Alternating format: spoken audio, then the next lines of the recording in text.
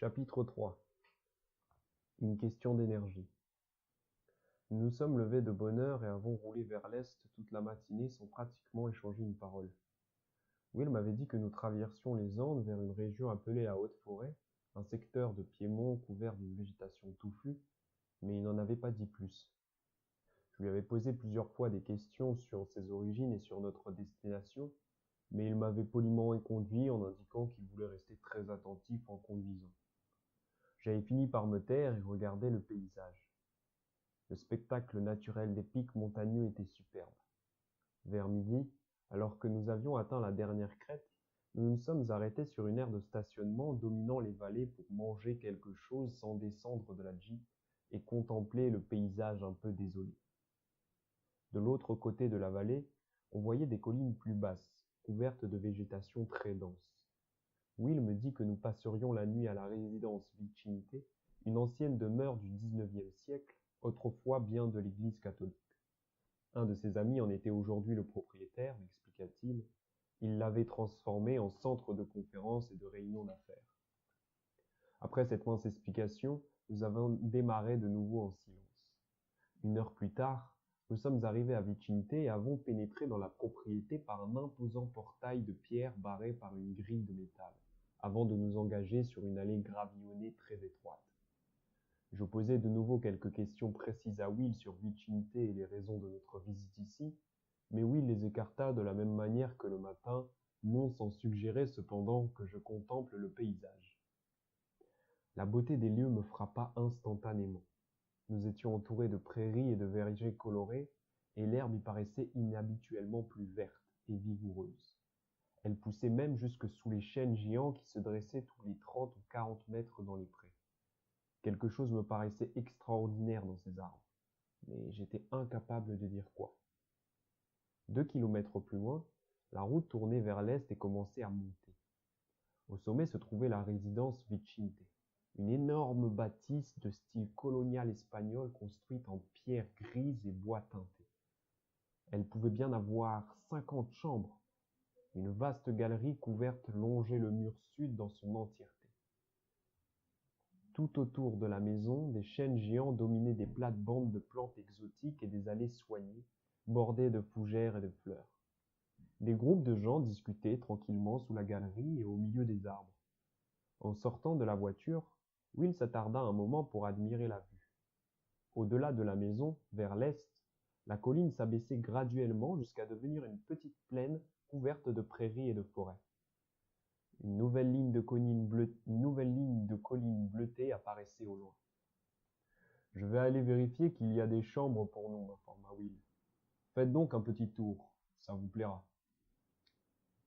Il faudrait être difficile. En s'éloignant, il se retourna et me recommanda « Surtout ne manquez pas les jardins botaniques, je vous retrouverai au dîner. » Will avait manifestement une raison pour me laisser seul, mais cela m'était égal. Je me sentais très bien, et pas du tout anxieux. Il m'avait dit que le gouvernement ne faisait pas surveiller Vicinte, bien que le manuscrit y fût souvent discuté, parce que le domaine rapportait beaucoup de dollars à l'État. Plusieurs grands arbres et une allée se dirigeaient vers le sud et m'attirèrent. Les arbres cachaient une petite porte métallique, suivie d'un escalier de pierre conduisant à une prairie pleine de fleurs. Au loin se trouvait un verger et une forêt. À la porte, je m'arrêtai pour admirer le spectacle. « C'est merveilleux, non ?» dit une voix derrière moi. Je me retournai prestement. Une femme, proche de la quarantaine, portant un sac à dos, me regardait. Oui, je n'ai jamais vu rien de tel. Nous avons contemplé un moment les terrasses, les plantes tropicales et les champs, et je lui ai demandé « Sauriez-vous par hasard où sont les jardins botaniques ?»« Bien sûr, c'est là que je vais. Suivez-moi. » Nous sommes présentés l'un à l'autre, avons descendu l'escalier et suivi le sentier manifestement très utilisé. Elle s'appelait Sarah Lorner, avait les cheveux couleur sable, les yeux bleus, et on aurait pu la trouver un peu gamine d'aspect si elle n'avait pas eu l'air si sérieuse. Nous avons marché plusieurs minutes en silence. « Est-ce votre première visite ici ?» me demanda-t-elle. « Oui, je ne connais presque rien de cet endroit. Moi, j'y suis venu plusieurs fois depuis 1 an, donc je peux vous éclairer.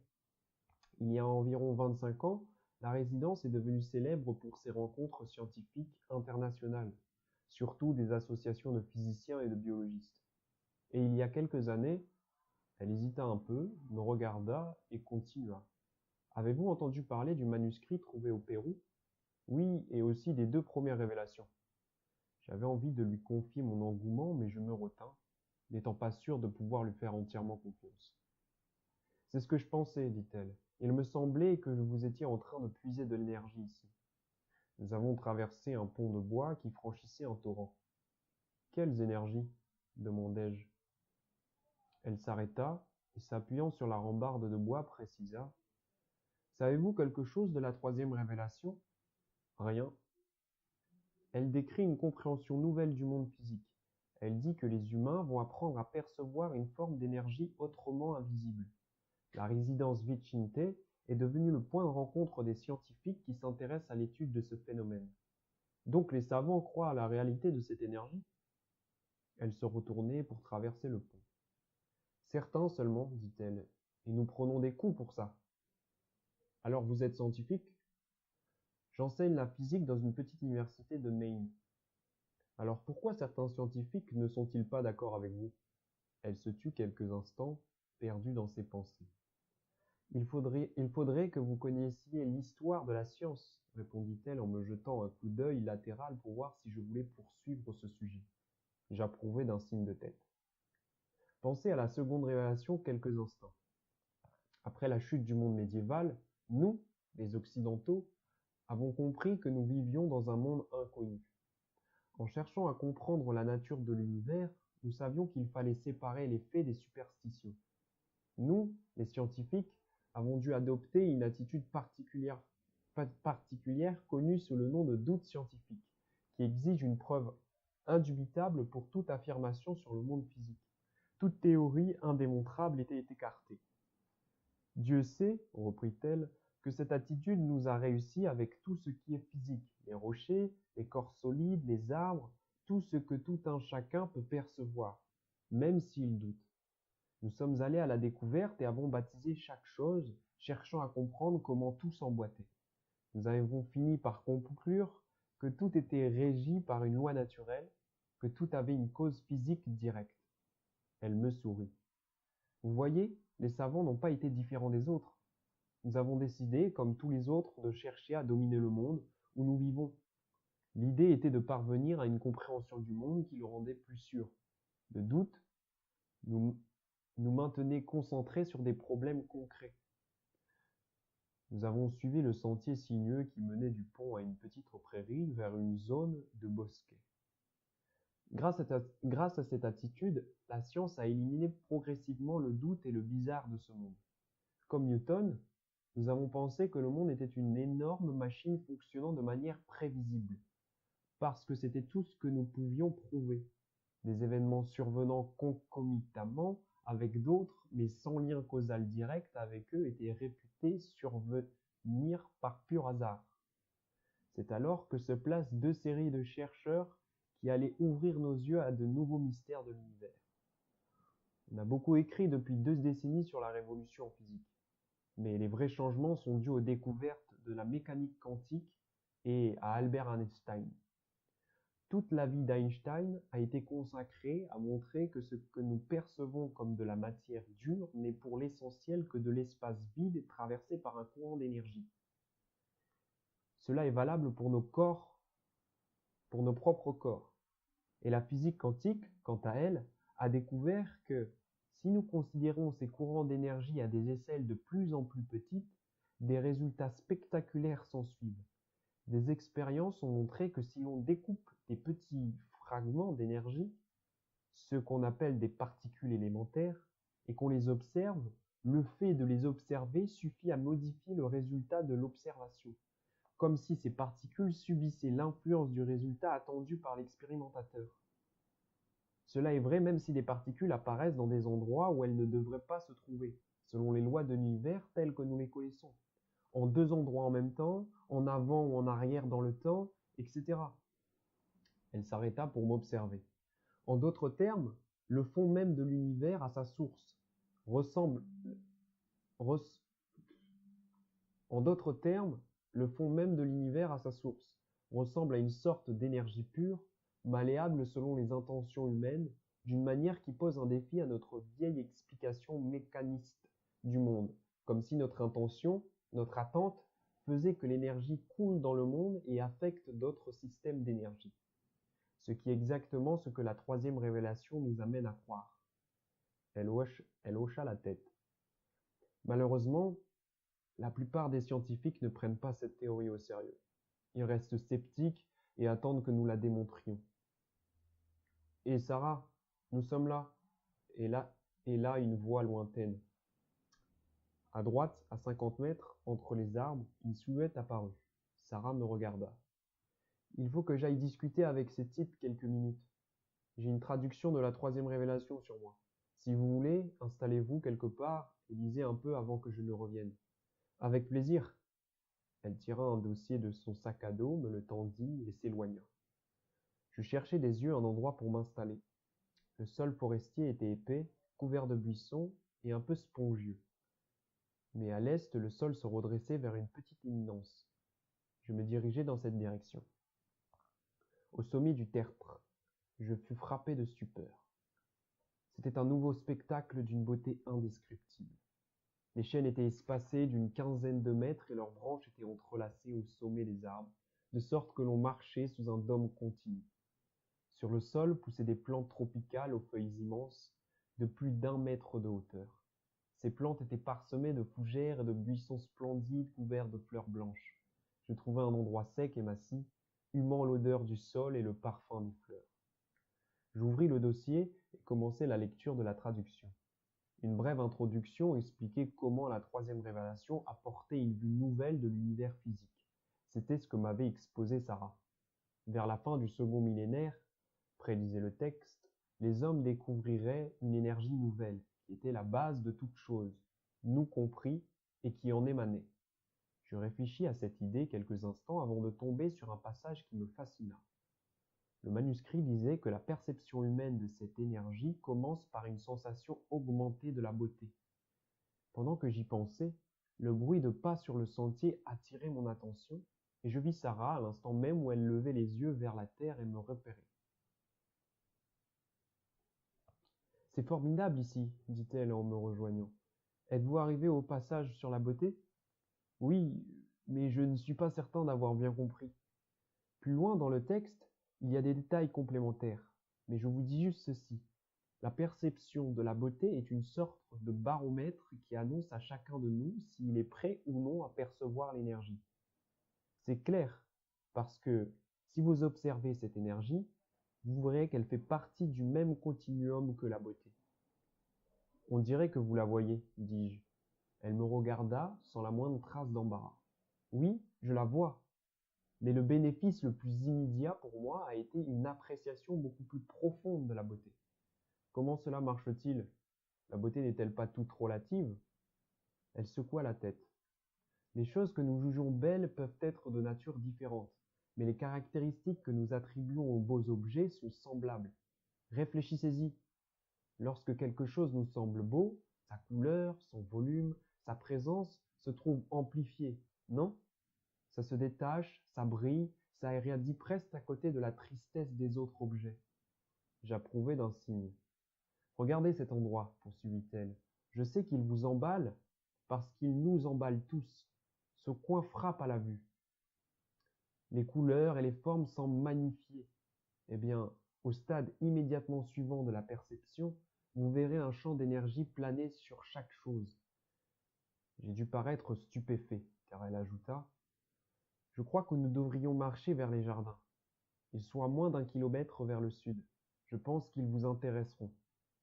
Je la remerciai d'avoir pris la peine de m'expliquer le manuscrit, à moi qu'elle n'avait jamais vu, et de me guider à travers Vichinté. Elle haussa les épaules. Vous me paraissez avoir de l'intérêt pour ce que nous essayons de faire ici, expliqua-t-elle. Et nous savons tous que nous sommes engagés ici dans un vaste effort d'information. Pour que ces recherches se poursuivent, il faut que les États-Unis et le reste du monde en entendent parler. Les autorités locales ne nous ont pas Les autorités locales ne nous ont pas en odeur de sainteté. Inva s'exclama derrière nous. S'il vous plaît! Nous nous retournâmes pour apercevoir 3 hommes qui se dirigeaient rapidement vers nous sur le sentier. Ils paraissaient avoir tous les 3 la quarantaine bien sonnée et étaient vêtus avec recherche. L'un de vous pourriez me dire où sont les jardins botaniques? Demanda le plus grand des 3. Et pourriez-vous me dire ce que vous faites ici? Dit Sarah en retour. Mes collègues et moi sommes autorisés par le propriétaire des lieux à visiter les jardins et à parler avec qui voudra bien les prétendues recherches qui sont pratiquées ici. Nous appartenons à l'université du Pérou.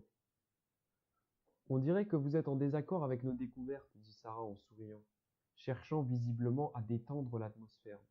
Absolument, dit l'un des 3. Nous pensons qu'il est stupide de prétendre qu'on peut soudainement observer une mystérieuse énergie là où personne ne l'a jamais vue auparavant. Et avez-vous fait l'essai vous-même? Interrogea Sarah. L'homme feignit de n'avoir pas entendu et demanda de nouveau. Pouvez-vous nous indiquer la direction des jardins? Bien sûr. À une centaine de mètres, vous verrez un sentier qui va vers l'est. Suivez-le et environ 5 mètres plus loin, vous y serez. Merci, dit le plus grand, alors qu'ils reprenaient leur marche à toute vitesse. Vous les avez envoyés dans la mauvaise direction. Pas vraiment. Il y a d'autres jardins aussi dans le secteur. Et les gens qui s'y trouvent sont mieux préparés à discuter avec des sceptiques de leur espèce. Nous voyons des gens comme ça de temps à autre ici, pas seulement des scientifiques, mais de simples curieux, qui ne comprennent pas le premier mot de ce que nous faisons. Ce qui en dit long sur la difficulté que nous avons à nous comprendre entre scientifiques. Que voulez-vous dire? La vieille attitude sceptique, comme je vous l'ai expliqué, avait des avantages quand on explorait les phénomènes visibles de l'univers, ou les arbres, les orages, etc. Mais il existe un autre groupe de phénomènes observables, plus subtils, impossibles à étudier si on refuse de suspendre ou de mettre en parenthèse son scepticisme pour rechercher tous les moyens imaginables de les observer. Une fois que ces phénomènes sont perçus, il n'y a plus qu'à retourner à sa rigueur scientifique. Très intéressant, conclus-je. Devant nous, la forêt s'interrompait et j'aperçus des dizaines de lopins cultivés, voués chacun à la culture d'une plante différente. La plupart paraissaient être des plantes alimentaires, de la banane à l'épinard. Sur la bordure et de chaque parcelle, une large allée de gravier s'allongeait vers le nord en direction de ce qui semblait être une route ouverte au public. 3 petits hangars métalliques étaient disposés le long de l'allée et 4 ou 5 personnes travaillaient près de chacun d'entre eux. Je vois là quelques amis, dit Sarah en montrant du doigt le hangar le plus proche. Allons-y, je voudrais vous les présenter. Sarah me présenta à 3 hommes et une femme, tous impliqués dans les recherches. Les hommes ne s'éternisèrent pas et s'excusèrent pour aller reprendre leur travail. La femme, une biologiste prénommée Marjorie, semblait avoir du temps pour bavarder. Je me tournai vers elle. Quelle recherche faites-vous ici exactement? Elle parut un instant surprise, puis se reprit et dit en souriant. Pas facile de savoir par où commencer. Connaissez-vous le manuscrit? Le début seulement, je viens de commencer la 3e révélation. Eh bien, c'est justement la raison de notre présence ici. Venez, suivez-moi. Nous avons contourné le hangar pour nous rendre près d'un parc de haricots que je trouvais particulièrement vigoureux, sans trace aucune de maladie ni de présence d'insectes. Les plants poussaient dans une sorte d'humus très léger, chacun étant assez éloigné de ses voisins pour que les feuilles ne se touchent pas. Elle indiqua d'un geste le plan le plus proche.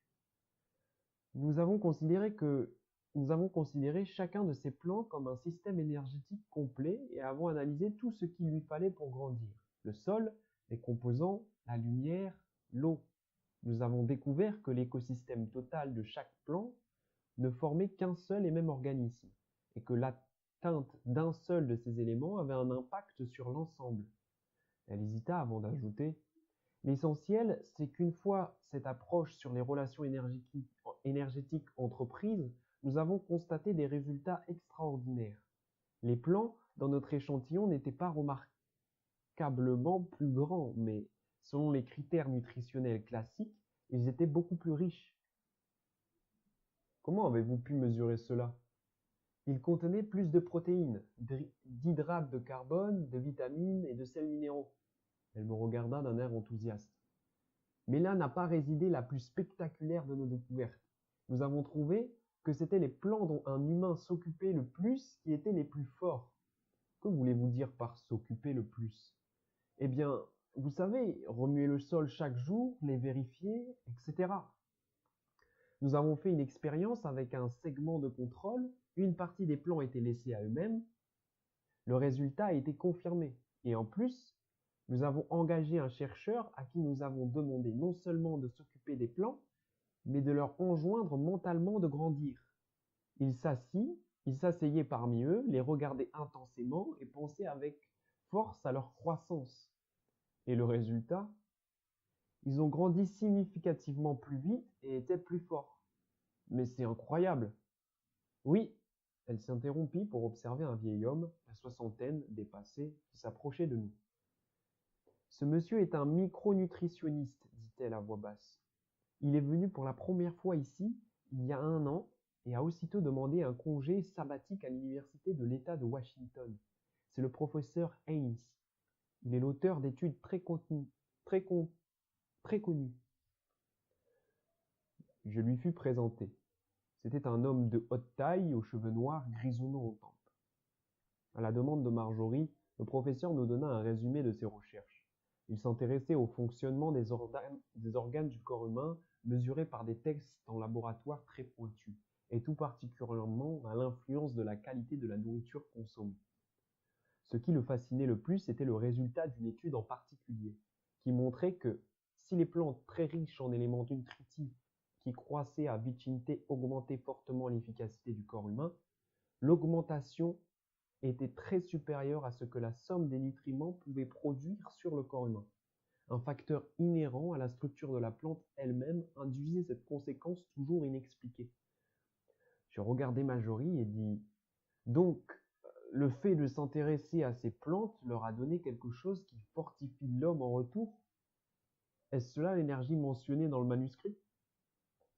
Marjorie regarda le professeur avec un demi-sourire et répondit « Je ne le sais pas encore. » Je l'interrogeai sur ses futures recherches et il me répondit qu'il voulait créer une réplique des jardins botaniques de Vicinte dans l'État de Washington aux États-Unis. Son objectif était d'instaurer des recherches à long terme pour voir si les consommateurs de ces légumes et fruits auraient globalement plus d'énergie et une meilleure santé sur le long terme. Pendant qu'il parlait, je ne pouvais m'empêcher de jeter de temps en temps un coup d'œil à Marjorie. Soudain, je la trouvai incroyablement belle. Son corps me parut plus long et plus mince, malgré ses jeans et son t-shirt fatigué. Elle avait les yeux marron foncé et la peau bronzée, et ses boucles retombaient sur son visage. Je ressentis un grand attrait pour elle. Et à cet instant même, elle se tourna vers moi, me fixa dans les yeux et recula d'un pas. Je dois rencontrer quelqu'un, dit-elle. Je vous reverrai plus tard, peut-être.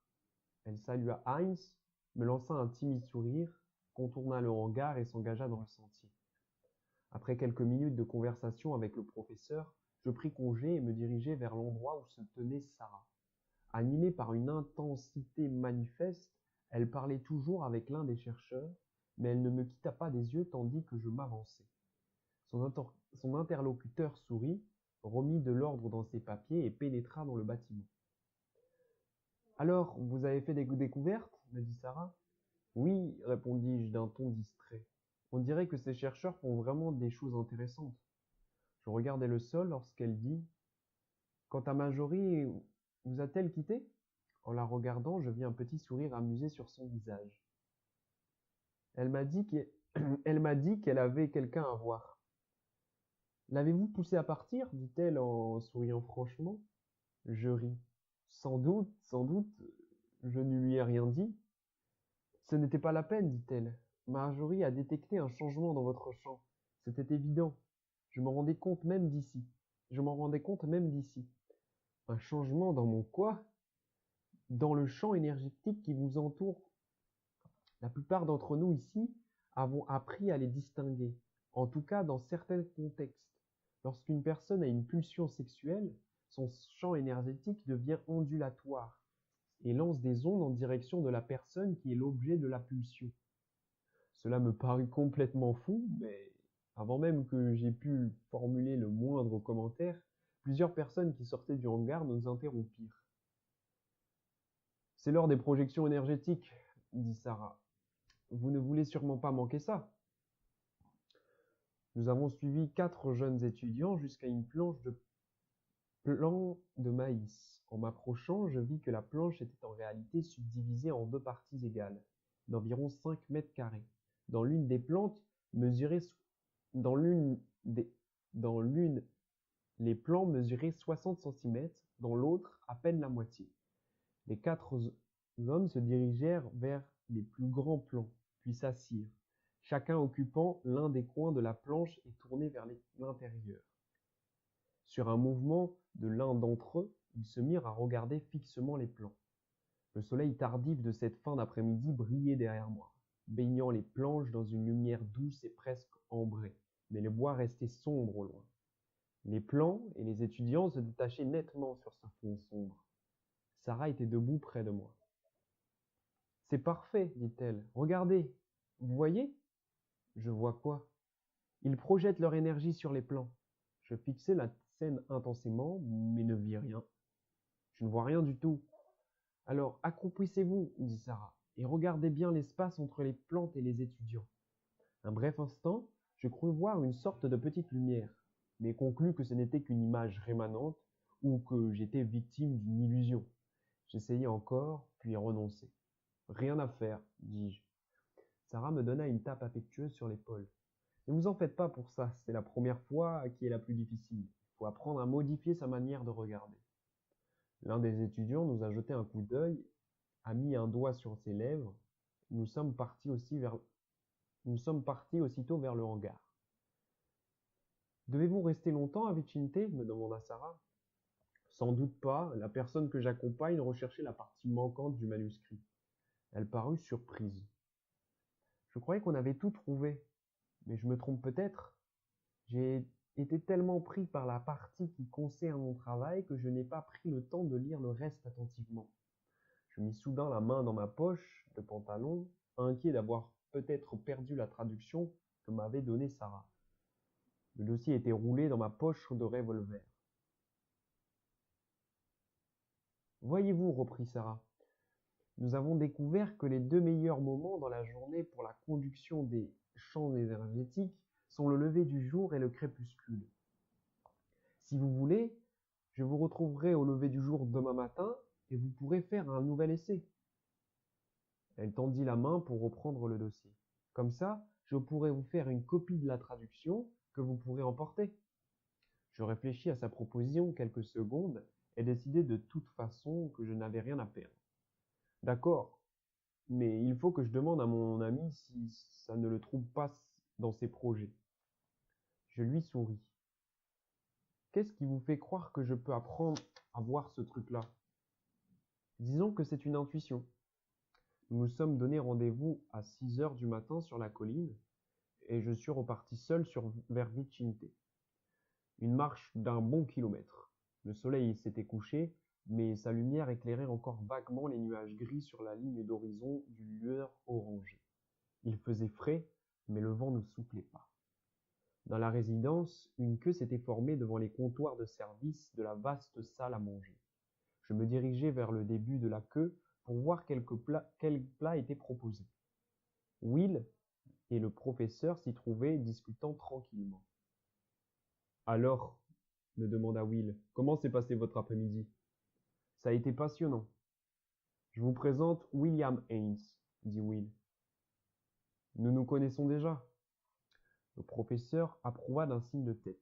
Je parlais de mon rendez-vous matinal du lendemain matin. Will n'avait rien à redire, car il devait encore voir 2 personnes le matin et ne pensait pas partir avant 9 heures. La queue s'ébranla, et les gens derrière moi m'invitèrent à me glisser devant eux pour rester avec mes amis. Alors, que pensez-vous de ce que nous faisons ici demanda Haynes.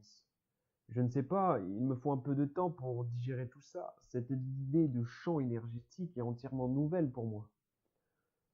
Leur réalité est nouvelle pour tout le monde. Ce qui est intéressant, c'est que la science a toujours recherché l'énergie, une sorte de matière commune à toute matière. Depuis Einstein surtout, la physique, la physique a tenté de décrire une théorie unifiée des champs. Je ne sais pas si c'est ce que nous avons trouvé, mais à tout le moins, le manuscrit a donné lieu à des recherches passionnantes. Que faudrait-il pour que la science accepte cette théorie? Un moyen de mesure, dit-il. L'existence de cette énergie n'est pas tellement nouvelle. Les maîtres de karaté ont parlé d'une énergie, le chi, seul capable d'expliquer leurs trucs comme de casser une brique en deux avec les mains ou de rester assis sans que 4 hommes puissent vous déplacer. Nous avons tous vu des athlètes accomplir des exploits comme rester en l'air un instant qui paraît interminable et autres défis à la loi de Newton. Tout cela résulte de cette énergie cachée, mais elle ne sera vraiment acceptée que lorsque beaucoup de gens auront constaté de visu son existence. Et vous, l'avez-vous déjà observé? J'ai vu quelque chose, répondit-il. Cela dépend ce que j'ai mangé. Comment cela? Eh bien, les gens d'ici qui voient des champs énergétiques consomment presque uniquement des légumes. Et ils ne consomment que ces plants très riches qu'ils font pousser eux-mêmes. Il indiqua le comptoir. Il y en a un peu là, mais grâce à Dieu, on sert aussi du poisson et de la volaille pour les vieillards comme moi qui aiment la viande. Mais si je me force à modifier mon régime alimentaire, alors oui, je vois quelque chose. Je lui demandai pourquoi il ne changeait pas radicalement son régime. Je n'en sais rien, les habitudes ont la vie dure. La queue s'ébranla de nouveau et je commandai uniquement des légumes. Nous avons rejoint une vaste table commune et avons parlé de nos voisins une bonne heure. Puis j'ai aidé Will à sortir nos affaires de la Jeep. Avez-vous vu vous-même ces champs énergétiques? Il sourit et fit oui de la tête. Ma chambre est au premier, la vôtre au troisième. C'est la 306. Prenez votre clé au bureau. Suite.